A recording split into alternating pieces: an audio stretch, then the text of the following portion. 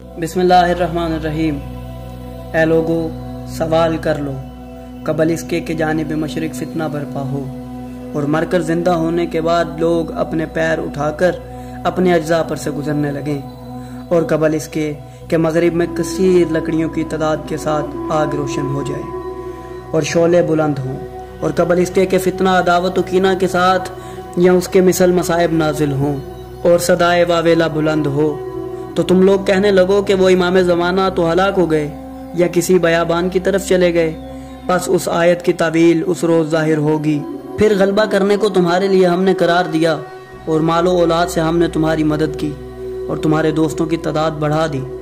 اس آیت کی تعبیر کے لیے چند علامات ہیں۔ پہلی علامت کوفہ کی قلعہ بندی ہے، جو برجوں اور خندقوں کے ساتھ کی جائے گی۔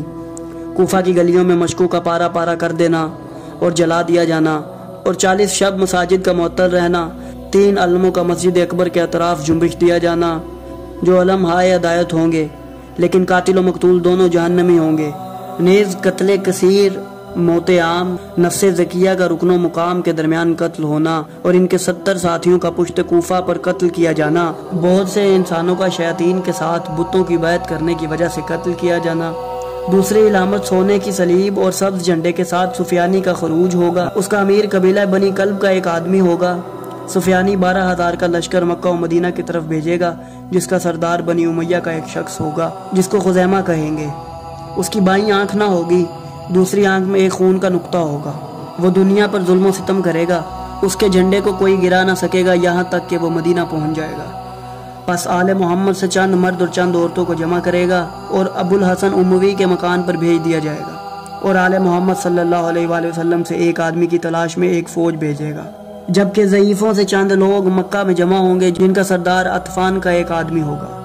جب یہ لشکر مقام بیدا پر سفید جھنڈے کے ساتھ پہنچے گا، سب کے سب زمین میں دھس جائیں گے، اور ان میں سے کوئی نہ بچے گا سوائے ایک شخص واحد کے، جس کے چہرے کو خداوند تعالیٰ اپنی قدرت سے پشت کی طرف پلٹا دے گا، تاکہ وہ سفیانی اور اس کے لشکر کو ڈرائے اور اس کے بعد آنے والوں کے لیے ایک نشانی کا کام دے۔ پس اس آیت کی طویل اسی روز ظاہر ہوگی۔ اگر تو دیکھے تو معلوم ہوگا کہ یہ لوگ قضا و اضطراب ظاہر کریں گے، پس غضب الہی ان سے دور ہوگا اور قریبی عذاب میں مبتلا رہیں گے، اور سفیانی 130,000 نفری کوفہ بھیجے گا۔